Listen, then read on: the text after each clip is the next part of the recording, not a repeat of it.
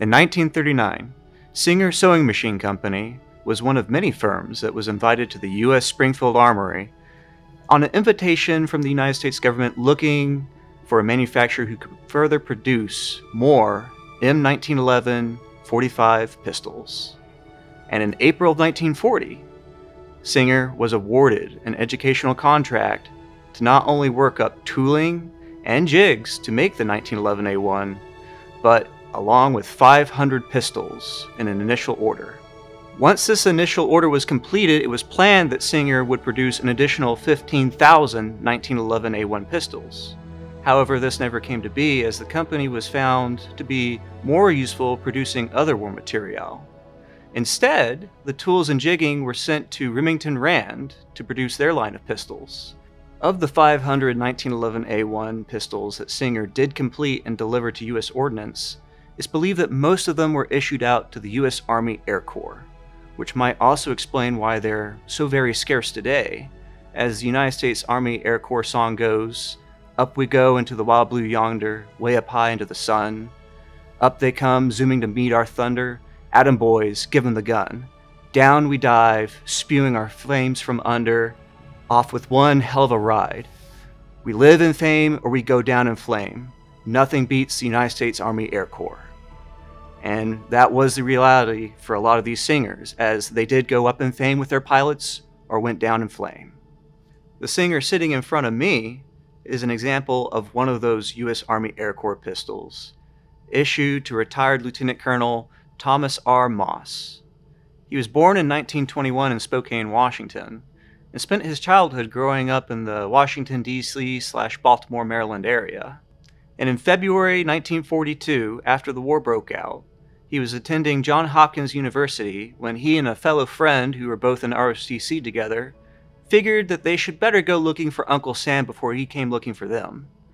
And they went out, signed up, and both of them were accepted into pilot training.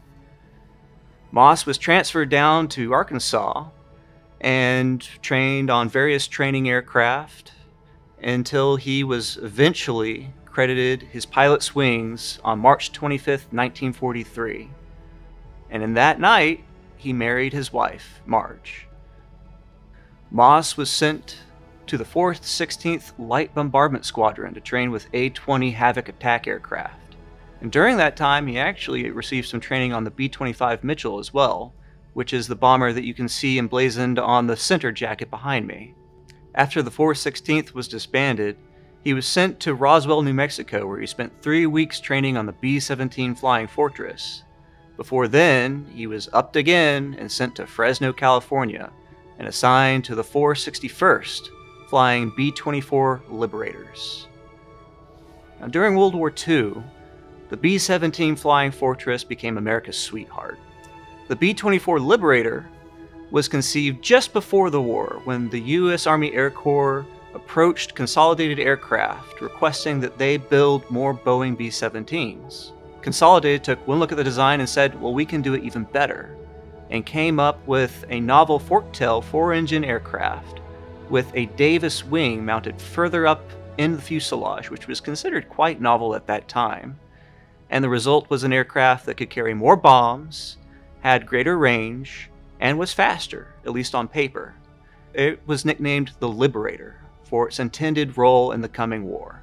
While the B-24 Liberator isn't quite as famous in some regards to its B-17 counterpart, it was the most produced heavy bomber in history, with over 18,000 units being produced during World War II, in comparison to 12,000 B-17s. However, the B-24 did have some shortcomings. Its Davis wing meant that it wasn't as stable to fly as the B-17, which would prove very difficult for an aircraft that was flying in bombing formation. It also did not prove to be as robust as the B-17 in absorbing damage. Because Moss had flown on the A-20, on the B-25, the B-17, he was very quickly made lead pilot for the B-24. And even though he said, well, I don't really know how to fly the B-24, he was more or less told, you're smart, you'll figure it out. And he did. Upon completion of his training, Moss was assigned to crew number 27 of the 765th Bombardment Squadron, 461st Bombardment Group, 15th Air Force, which was to be stationed out of Italy, bombing targets in southern Germany and in other nations that Germany had claimed in southern Europe. At the time, it was very common for crews to paint nicknames along with cartoon characters on the nose of their aircraft as a morale support. And for the cases of Moss's aircraft, it was given the name Invictus, a name that his wife came up with. And it was with this aircraft he would fly 35 missions based out of Toretto, Italy. His very first mission was in April of 1944, and the mission itself went swimmingly, but as he remembered, he quickly learned firsthand just how hard the B-24 could be to handle, not from his own experience, but through witnessing the misfortune of another. After completing the bombing run on the target, and the group was pulling off to turn back around, one of the aircraft in their 7-ship formation dropped out of his spot and took a while to move back into it.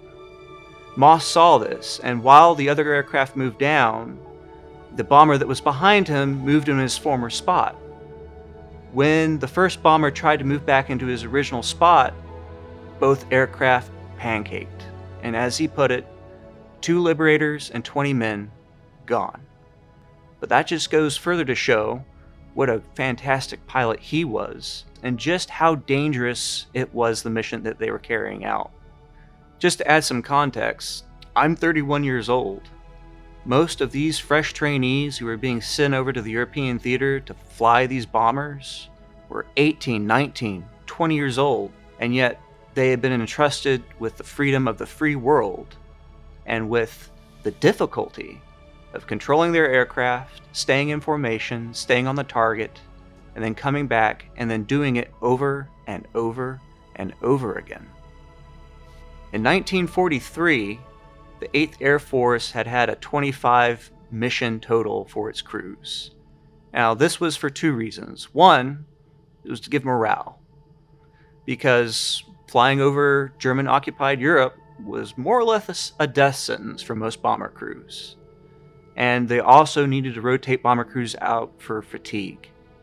But going into 1944, with the introduction of the P-51 Mustang and the ability to escort bombers deep into their targets, along with, unfortunately, the cost of having lost so many airmen in the prior year, the number of missions that was required for pilots with the bombers began to go up, from 25 to 30, and then from 30 to 35 missions. And that was the reality for Moss in 1944. The way that was broken down is you had to complete 35 combat missions, or earn a total of 50 mission points. And mission points were broken down based off of the difficulty of the target. Lighter targets would be a 1 point, versus more difficult targets, like the Palosti oil fields, would be a 2-point target. And Moss and the 461st would hit Palosti 7 times in 1944. And he actually would recall how every time that they would go into the briefing room and it was going to be a Palosti raid, they would have the entire briefing board covered up with blankets, and they'd bring it down and the mood would visibly drop. And the briefer would stand there and say, "Sorry boys, they keep putting it back up faster than you can bomb it," which was actually the case, because it was those Palosti oil fields in Romania that were helping to supply over half of the fuel for Nazi Germany. It was one such raid on the Palosti fields on June 6, 1944, that Moss would earn the Distinguished Flying Cross. He lost one of his engines, and Invictus began to fall out of formation, and he was really having to work hard to try to keep out, so he made the choice to drop out of formation and try to make it back to Italy. And even at this time, even with fighter escort, this was a dangerous proposition. For the reason that the bombers fly in formation is because when the bombers are together, they have the protective collective of all the defensive armaments of all the nearby ships to help keep fighters at bay. But just like a wounded fish falls out of the school, there are always sharks. And luckily in his case, there weren't any sharks. He had to order his crew to drop their flak jackets and even the guns out of the aircraft just to be able to reserve enough fuel and to keep Invictus aloft long enough to get to the Adriatic Sea and then get back home. On another mission, he noticed another damaged aircraft. On this certain occasion, there were sharks, and there were some ME-109s that decided to pounce on this damaged Liberator. Now, Moss wasn't going to let that happen, though, and so he took Invictus, and ordering her gun crews to keep an eye out and swinging Invictus in every direction of the attack, escorted that damaged bomber all the way back to Italy. Missions were like that every single time. You lost aircraft, you took down enemy aircraft. Sometimes missions were good and nothing bad happened at all. Maybe some flak damage, everyone makes it back home. But nonetheless, it was exhausting. And by July of 1944, Moss was sitting at 40 plus points. And he actually had 49 when it was announced that they would have another 2-pointer mission. And you can imagine the anxiety that one might feel knowing that you're 1 point away from getting to go home. And you're really hoping that there isn't a flak shell or an enemy fighter that has your name on it for that last mission. Luckily for Moss, that was not the case, and he completed that mission, and on July 8th, 1944, he was stood down. After his combat time, Moss continued to serve as an instructor on the B-24 Liberator, as well as being a C-47 pilot for Transcon. And after World War II, he took part in the famous Berlin airlift, helping to bring in supplies to Berlin after the Soviets decided that they were going to starve the city, flying a C-54.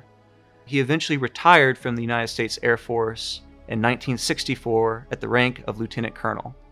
This pistol, which he opened new in box, was with him on all 35 missions and remained in his personal possession up until 2018. And Mr. Moss lived to the ripe old age of 99, dying in 2020 in Denver, Colorado. This pistol is genuinely a treasure trove of not only a very, very fine Singer 1911, of which it is very hard to find them in this condition nowadays, especially if they were issued, as is the case with this one. But it also was there to witness Moss's story and the story of the 61st Bombardment Group as they did their part in making sure that German-occupied Europe was liberated. When it comes to collecting, there are 3 big pillars that most will look for: rarity, provenance, and condition. And with this Singer 1911A1 pistol, you have all 3 of those pillars. It has a high amount of its original blue finish intact. It has the rarity of being a Singer 1911A1 pistol in the condition that it's in. And then finally, the fact that it does have the provenance of being carried by Thomas Moss. Not only does it have a letter from him, but it also includes a list of his combat missions. But despite how purely awesome this pistol alone is, it is simply one drop in the bucket of what you can expect to see 23rd to 25th of August premiere auction in Bedford, Texas. And we'll have a preview day on the 22nd. And let me promise you something. If you want to see not only some of the absolute best in firearms collecting and history all wrapped up with a bow, be there.